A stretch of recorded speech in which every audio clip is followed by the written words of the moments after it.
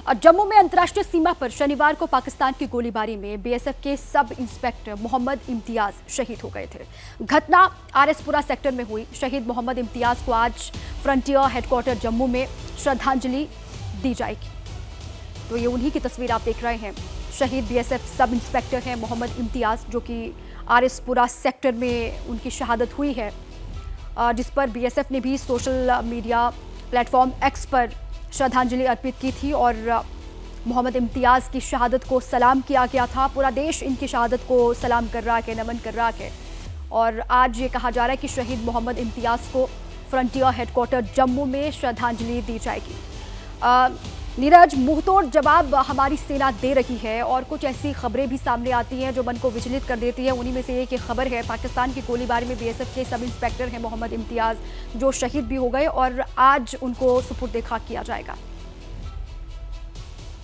की घटना है, शुक्रवार की घटना है, जब पाकिस्तान की तरफ से सीज फायर वायलेशन हुआ था। क्रॉस बॉर्डर फायरिंग हुई सांबा सेक्टर में और अखनूर सेक्टर्स में, जितने भी सेक्टर्स हैं जहाँ पर बीएसएफ तैनात है, तो उन सेक्टर्स में तो भारत के जो बीएसएफ है, सीमा प्रहरी हैं, उन्होंने भी इसका जवाबी कार्रवाई की थी, जिसमें हमने देखा था कि 7 जो आतंकी घुसपैठिए जो थे वो मारे गए थे, बीएसएफ के द्वारा मारे गए थे।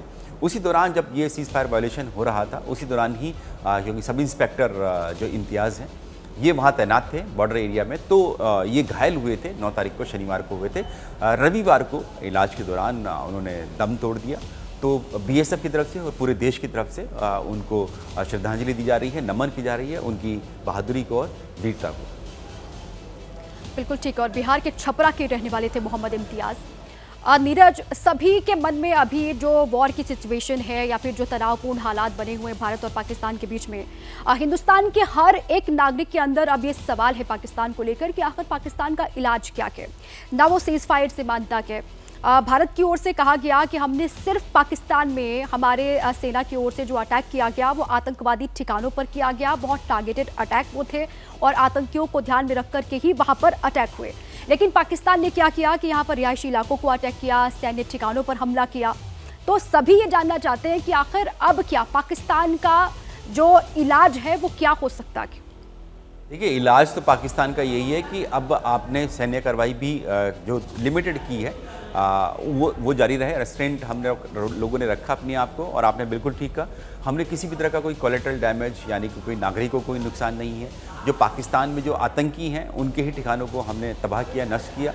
इसके अलावा जो पाकिस्तान की मिलिट्री इंफ्रास्ट्रक्चर है, चाहे उनके एयरबेस हो, कैंटोनमेंट्स हो, उनको ही हमने निशाना बनाया उसमें।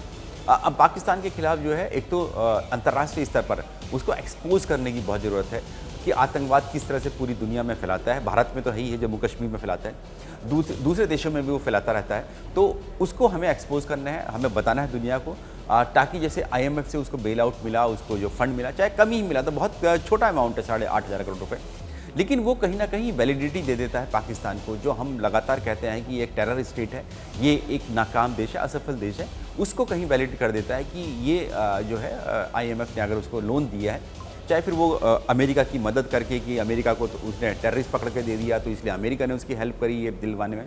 हमें ये करने से रोकना है। जो कूटनीति है, एग्रेसिव हमें डिप्लोमेसी है, वो अपनानी होगी, ताकि पाकिस्तान की घेराबंदी जारी रहे, उसको कोई देश जो है फंड ना दे पाए, उसको कोई लोन ना मिल पाए, इन अंतर्राष्ट्रीय संस्थाओं से ना मिल पाए।